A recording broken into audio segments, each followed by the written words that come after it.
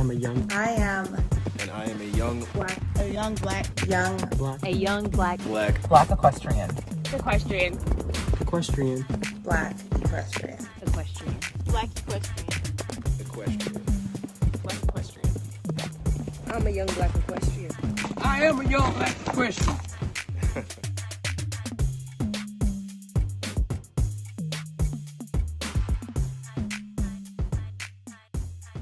So, welcome to Young Black Equestrians TV.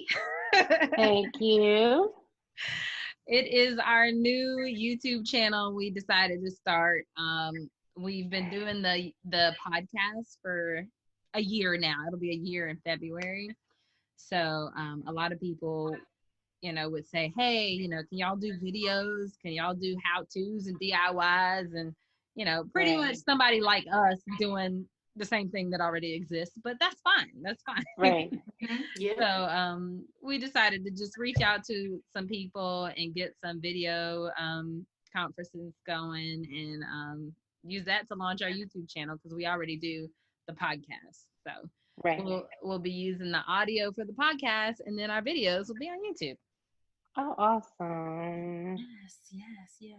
So Caitlin, this is Erin. Erin, this is Caitlin, obviously. Hello, Erin. Nice to meet you.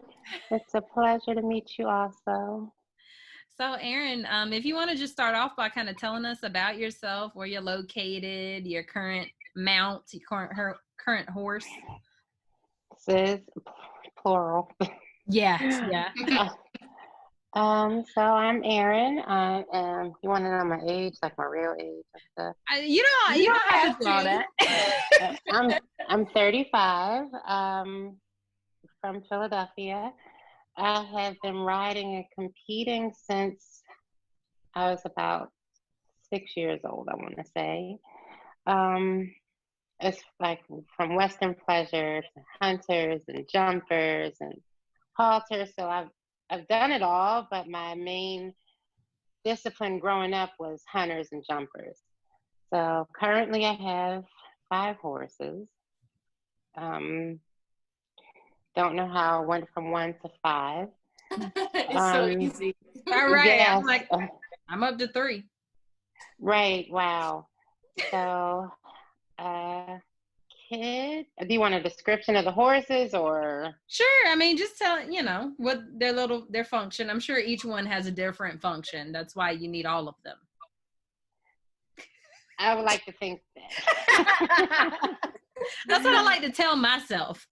Right. It help eases, the obsession. Kid he'll be 10 this year. He is the one that I've had the longest. I got him as a unbroke 3-year-old from a performance horse auction, and he doesn't really have a job.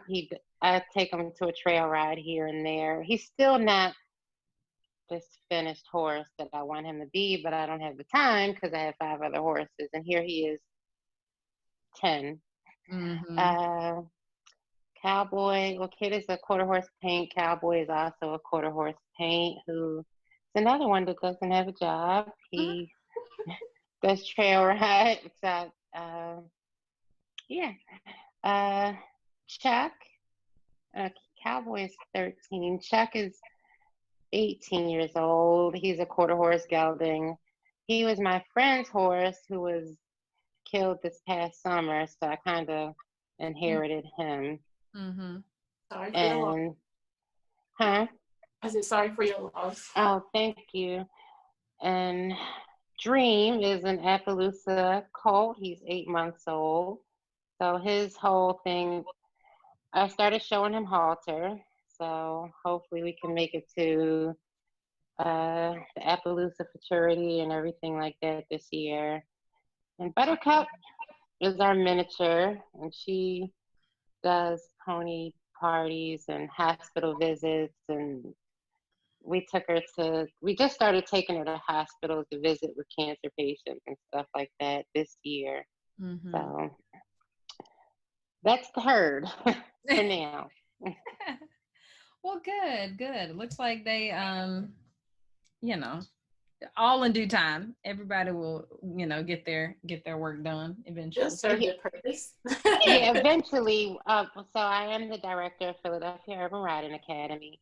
So eventually, once we're like full force, they will all be doing lessons. Like you guys are all going to work your little butts Yeah. off Mm-hmm. for working me all these years. So Yes, I completely understand that. So you said that you've been riding since you were like 6. Was your family into horses?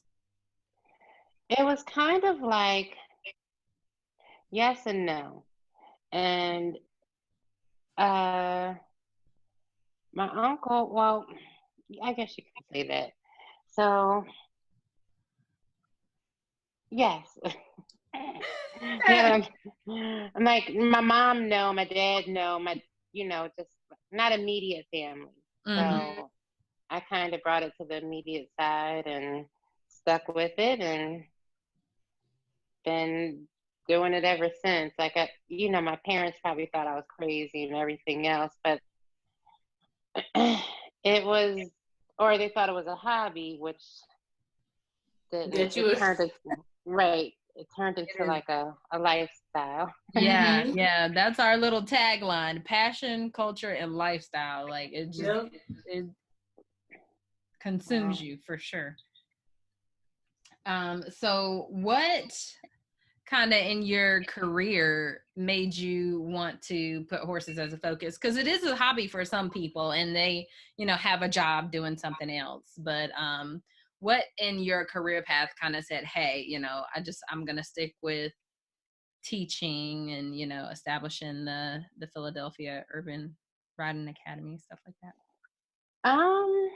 So I worked in HR for like 15 years, and I always admired like the women that could like get dialed up and go to work every day. Like I'm like, that's amazing because I don't want to brush my hair. I don't want to do anything. Mm-hmm. But the office life, it required me to think too much. I think that's what it is. And horses is like, it doesn't ever feel like work, even teaching. And I started teaching at a young age. As a teenager, I started teaching. And it never felt like work. It's just, hey, I'm at the barn doing stuff. So I think that's the best thing about it. And Philadelphia Urban Riding Academy, I can, do what was done for me, like with the Black community. I mean, because we didn't have to pay for riding lessons. It's kind of like, hey, you take care of this horse and you get the ride. And it's kind of you teach yourself as you go and you hang on. That was the main thing. You get on to hang on. And I started taking riding lessons, I think, at a different facility after the Fletcher Street stable. So, and then it just shows every weekend, state to state, and it was fun. I will say that. Well, that's good. That is good for sure. All right. Sorry, my computer's being weird. So what are some challenges that you face kind of in your job in the horse industry right now? I wouldn't say there are too many now. I wouldn't say there are any. Back in the day when I was growing up, yes. Now we're here. I mean, we've always been here, but we're really here now. Like, Right. we didn't stamp this crap. So right. I don't have really any challenges as far as outsiders and stuff like that. What were the challenges then? Well, back then. Oh, goodness. It was like in 95 or 90, 94, 95, the early 90s, I was like the only Black kid in the show ring, riding English and jumping. And I was so light. I think that judges didn't know that I was Black back then. I don't know what they thought I was like. But as I got old, and I remember not seeing other like people of my skin color back then. And then as I got older, maybe freshman year in high school, I remember going to register for a show in Bel Air, Maryland, and I heard like this group of girls like, oh God, the black girls here. I'm like, did Where? that just happen? Like, and I'm like, oh wow. And I remember telling my uncle, like, I was upset about it because we came from like the heart of North Philly, and we had this big old gray stock trailer with spray paint on it and a beat up truck, and drove all the way to Maryland. And I was embarrassed. And he said, "Aren't you be embarrassed because you got this horse that was born in North Philadelphia and in the ghetto, and you're traveling all the way out here. These people paid $50,000 and $60,000 for their horses, and you're beating them on a horse that you made in the hood." Like, I didn't have a riding arena. I would go to a high school football field that was close by, and I would ride there at nighttime, and it's like the stadium lights. Like, I really thought I was somewhere, like Oh. somewhere important. And like, I didn't have jump standards. Like, we would set up chairs and tires that you find on the side of the road and stuff like that. So, and it was like, hurtful that people thought that way, because that was like my first really time dealing with racism. But then after that chat with my uncle, I'm like, you can't beat me no way. So, I just wore it as a badge of honor after that. Yeah. So, Well, that's cool. I mean, we've heard similar stories, from people even not the early 90s, like even now, going into circuits that they are the only one, or, girls younger than us, like we've literally never been on a horse beside a black person on a horse. And I'm like, what? Right. That blows my mind still to this Right. day. Blows my mind. So, and that's kind of why we do this. We're like, although our stories are unique to ourselves, but we all kind of share the same feelings about things, just because we've been through it too. We've been through it for sure. So let's talk about the Philadelphia Urban Riding Academy. When did you start that? Okay, so have you ladies heard about the movie Concrete Cowboy with Idris Elba and Method Man? Yes. Okay, so that took place at the Fletcher Street Stables, which I've managed for 13 or so years, and that's also where I started riding. The producers of the movie, my friend who was just killed last year, they worked really closely together with as far as like the movie and what the movie is based on and that kind of thing. And they helped start Philadelphia Urban Riding Academy, because in Philadelphia there was once upon a time maybe 50 backyard stables where they were just for black people, or that abandoned buildings that we turned into stables. And due to gentrification, it's like maybe 3 left. So, and Fletcher Street is one of the original black backyard stables for the Black Cowboys, and one of the last standing. So Philadelphia Urban Riding Academy is to basically preserve the history of and the legacy of the urban Black Cowboy in Philadelphia. And to bring back those it's never been an actual organization before, so now it is, and to bring back what it did for people like that I grew up with and before me, generations before me, which was, horses and learning and just, now with structure. So with a host of other programs to go along with it. But it's important that, because you can always, I even remember driving through with my parents through different parts of the city of Philadelphia, and I'm like, oh my God, another horse. Like, so you would always see the Black Cowboys somewhere in Philadelphia. So we're trying to keep that going on so it does not stop. That's great. Yeah. Do you guys focus on a specific discipline at all, or you just lessons, exposure? Pretty much hunt seat and stock seat.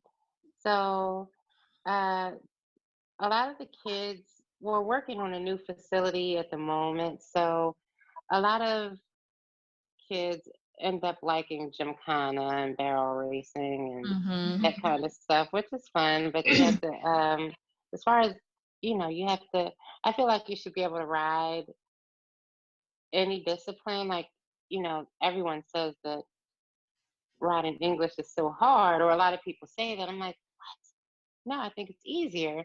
But I think if you start off riding English, you can ride anything, any discipline, because the equitation and all of that stuff flows with you. So yes, hunt seat. I can only teach like beginner through advanced hunt seat and stock seat. Now dressage and reining, I would have to ship you somewhere else. I mean, I've taken a few dressage lessons, but I always feel like if you haven't competed in it or shown successfully, you should. Don't teach it. Right. So I stick to what I've done and keep it that way. Yeah. Who helps you do all of this?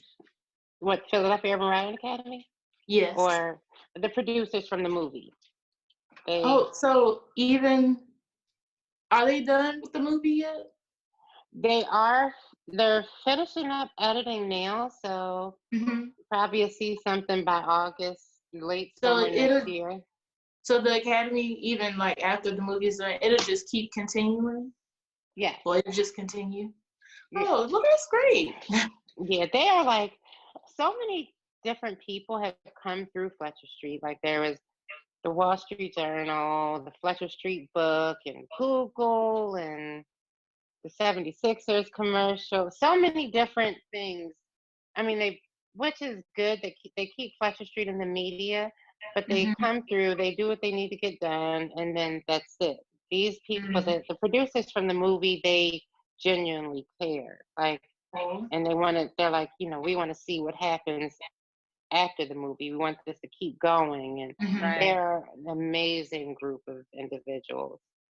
They're like family now, where I know I get on their nerves and vice versa, but they're an amazing group of people. That's good. That is really good. That's awesome. So will the new facility be close by, or are you just building up on what you already have? We're working with the city to get a new location because like the other stables before Fletcher Street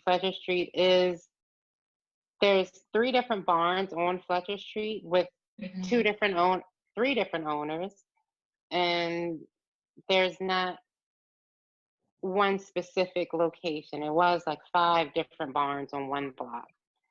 So this would actually be ours, that can't be gentrified, cannot be torn down. It would be, concrete in the city. It's, that way. So we don't have to worry about losing it or those kind of things. Right. Good. Well, good luck with that. I'm sure that's a tedious process, but exciting. It's a lot of work. Yeah, especially working with the city because they want to regulate everything. Yes, I haven't gotten that far. I mean, they're strict, but it's not like, and I appreciate it a lot more because it's not someone handing it to me and doing all like this, the work for me. Like I have to like do every single thing from like, from the ground up, and it makes me appreciate it a lot more. I do have help with a friend, my partner. He's not here. I thought he was going to make it, but he keeps me straight and like focus, Erin. And sometimes you need that with horses. Yes. Yeah, because I'm trying to because there's that, then there's my real job, which is horses also, and then taking care of horses after my horses afterwards. It's so much. Mm-hmm. So you said So, your real job, is that the teaching, the lessons? no, that's with the police department. Okay, see, I was like, I hit her up on Instagram, yada yada, and then I went to go add you on Facebook, and I was like, wait, what? She's a mounted officer? Like, well, I did not know that part. Well, yeah, it's so I'm a civilian, but I take care of the police horses. Oh, okay. Oh, Okay. that's cool. And I've been there for going on 7 years. Mm-hmm. Wow. So, yeah.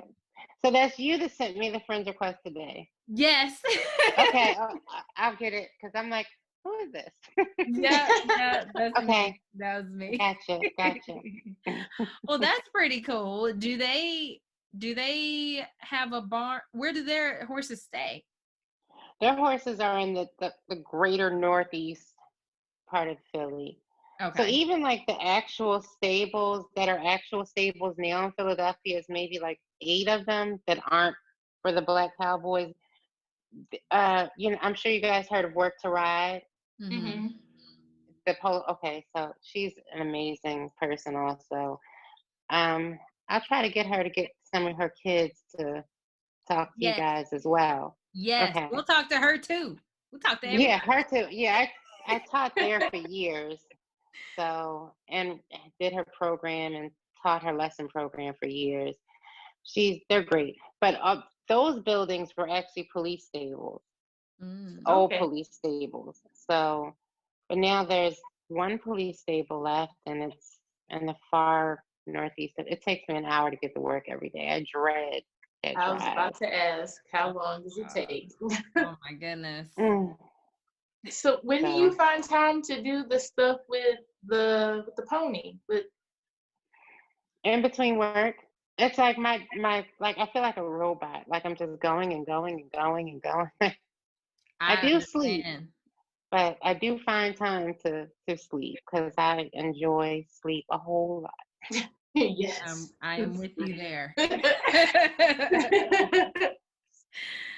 Well, that is pretty cool, though. That's pretty cool. Do you have Miss Buttercup? Is she part of a therapy program, or is it just kind of free?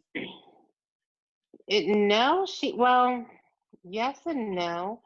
I did a photo shoot and this Concrete Cowgirl photo shoot in front of City Hall in the middle of Broad Street, like it's this busy street.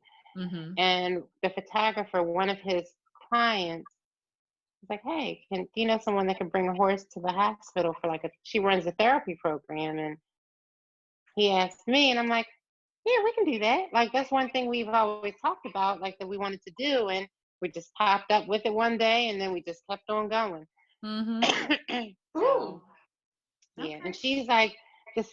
She is the most skittish little pony. I was just telling someone last night, like she's so jumpy, but in the hospital, I'm looking like, who are you? She's so relaxed and just Yeah. like, hi everyone. But at the barn, she's like a firecracker. I'm like, She knows when to turn it on and when to turn it off. right. She really, and she's only 4, so Oh, wow. she's a little gem. Yeah. So, Well, good. That means she'll be around for a while. Mhm. yes. Be an expert at her job. Yes. Yeah, I have a little mini that I've been taking different places and trying to decide if we're going to do like the pet partners therapy program or just kind of Right. wing it. I love doing it though. I mean, Yeah. it's like things that we take for granted Mhm. is, and I tell people all the time, is like coming into this barn and like cleaning 5 stalls every day and feeding horses. It's like, ugh, whatever. But it's amazing to like outside people who don't get to do it. And so, Right.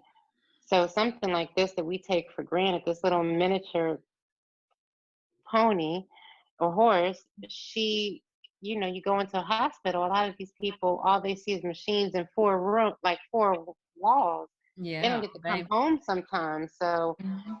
she really like brightens like up the room, and I think it's great. There needs to be more miniature horses and stuff doing that kind of thing, because seeing those smiles, like I just could not stop my eyes from watering. I'm like, wow. Okay. Yeah. Yeah. I had one moment that I almost cried over Christmas. This guy was blind. I took him to a senior center. And it was like an active senior center. It wasn't like a nursing home. But one of the guys was blind, and he was like touching him, and he's like, "Oh my God, I haven't touched a horse in so many years." Oh my God. And he's like about to rub his butt. I'm like, "Just put your hand up here." Go to that. Just rub his hand. It's like, wow. barely keeping it together. I was just like, yeah. They're like, "Oh, he has on shoes." He's like, "Oh, I can't see them, but that's okay." I'm like, "Oh." Wow.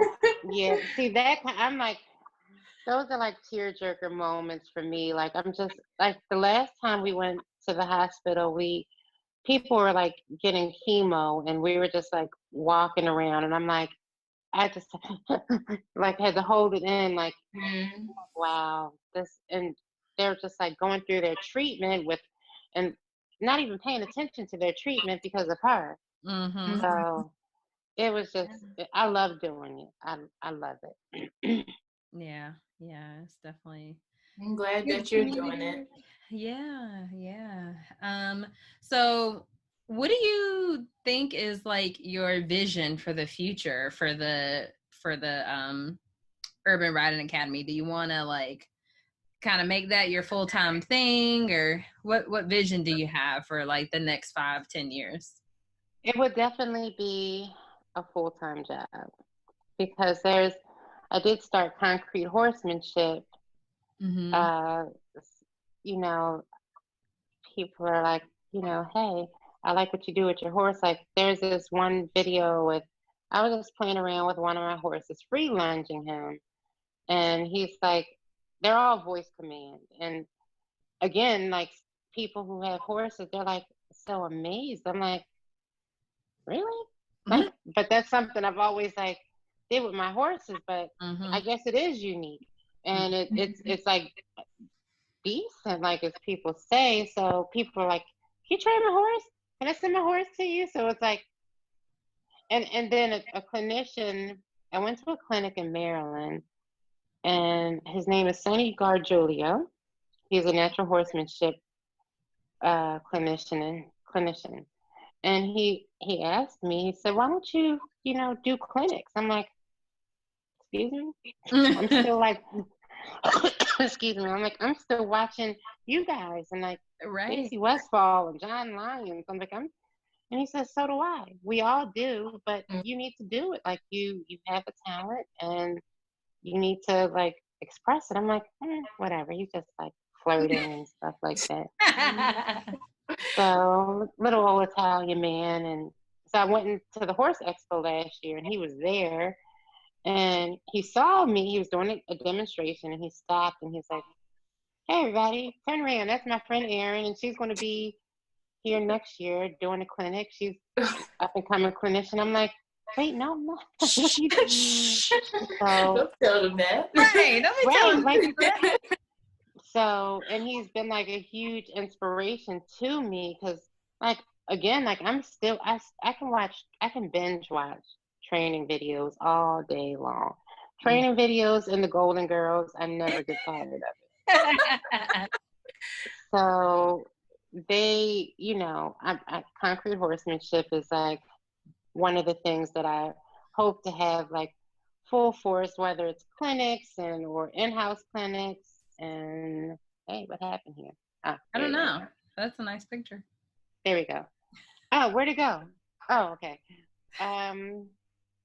Clinics and that kind of thing. So along with like, I'm going to have to like find other people that can teach and give riding lessons, or I'm going to have to teach someone how to, teach how I teach. And have an assistant.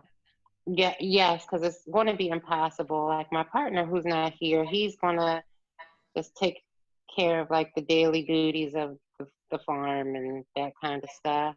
Right. Because like I always say, like I need a clone and I need a twin or a clone. I need a triplet. And he's like, no, I could barely handle one of you. I can't imagine. Like, I'm like, but no, we can have one doing paperwork. We can have one training horses. We can have one riding horses. We can have the other one teaching. Exactly. Like, and the other one could be at home sleeping and then wake up to supervise all Me. of the other I could be the one sleeping and then I wake Right. up.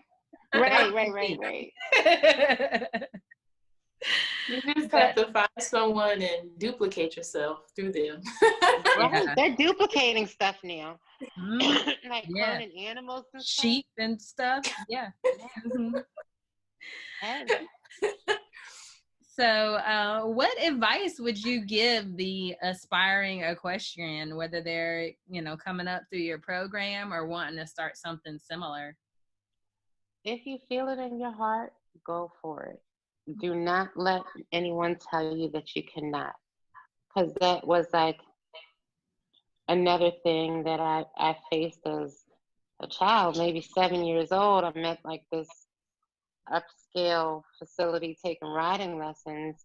And sorry, someone was calling. I was at this upscale facility taking riding lessons, and they, told me that I couldn't do it. And here, 20 years later, they're sending their kids to me to take riding lessons. Wow. Mm-hmm. So, Mm-hmm. yeah. Oh, that's So just keep on. If you feel it in your heart, go for it. Mm-hmm. yeah. That is sound advice for sure. Yes. Sure. You got any more questions, Caitlin? I don't. We hit on everything. I just want to say good luck with all of that, and I hope you get the assistance that you need, and it's up to your standards, because I know how it is when you want to teach somebody something, but then the person isn't doing it how you want it to be taught. Right. Yep. But I just hope all of that works out, like everything, and I hope we can come This visit is today. Titan. Hello. Of course. Say hello, Titan. This way. Hi, Titan. He's cute. He's He's like, cute. I'm not interested in your phone. He's really not. Sounds But yes, you guys do have to come visit. And yes, okay. I didn't even realize there was like this much horsemanship happening in Philadelphia. Yeah, I didn't either. It is. It's a lot. Go over there. You heard I held in my Fresh Prince song. The The last guy I didn't, and then when you said, but I was like, oh, let me hold it in. Oh gosh, yeah, Fresh Prince. Yes. Hopefully we can get him to come up and to, Yeah. come see what we're doing. Because everyone knows the Black Cowboys in Philadelphia. Everybody, Meek Mills, we all know who we are. Mm-hmm. So come support us. Right. And especially now that it's more mainstream. Right. I'm sure you guys will get a lot of publicity and, attention when that movie comes out for sure.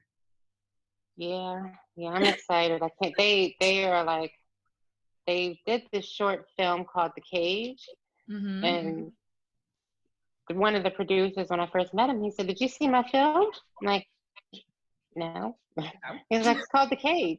Mm-hmm. I'm like, "Okay." He said, "I'll send it to you," and I'm like, "Okay." And I never watched it. He texted to me, and I never watched it. So one day, I'm like, "Let me just watch this film," and I'm like, "Excuse me." It's like amazing. It's amazing.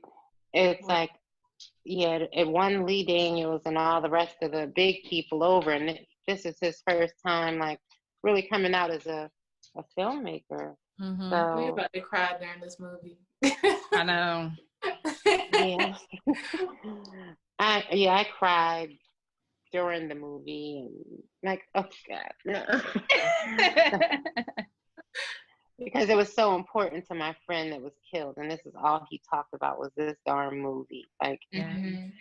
and I'm going to California, and I got to do something for the movie. And I'm like, you and your movie, like, okay. Yeah. So, and they, they were really good friends. The producers were really good friends with him also. Like, it wasn't just a job to them. They came in like family. Like, I love them. Like,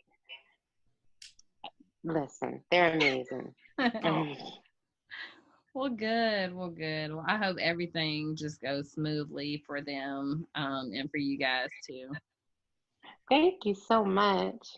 Yeah. Alrighty. Well, thank you for chatting with us today.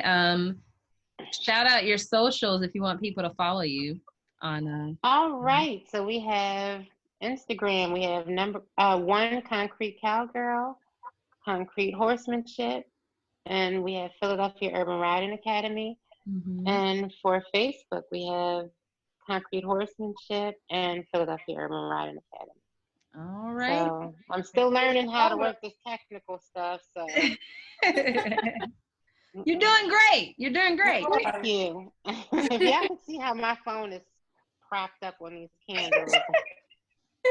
It works. It works. There's like 3 different candles like holding it like so it doesn't fall and stuff. I'm going to invest in a phone stand. Yeah, yeah. Oh, is that what they're like tripods or something? Yeah. Mm-hmm. That Okay. too. Okay. So, and I Whatever definitely works. will talk to Leslie over at Work to Ride and let Yeah. her know about you guys. Yeah, yeah. And we'll contact her from the back end and just kind of like tag team it. And then she'll be like, Okay. oh, okay. Right. And I'll talk to Kareem Rosser. He's like her star polo Mhm. player now. Mhm. So Kareem is awesome. So he'll be down for sure. Awesome. Well, thank you so much. And you have a good night. Thank you. See you, ladies. Bye. Bye-bye. Thank you for watching YBEtv. Be sure to subscribe to our YouTube channel so you can stay updated with our newest content. Please rate and review us on Apple Podcasts, Google Podcasts, and Spotify. We are on Instagram and Facebook. Our Instagram handle is @YoungBlackEquestriansTP.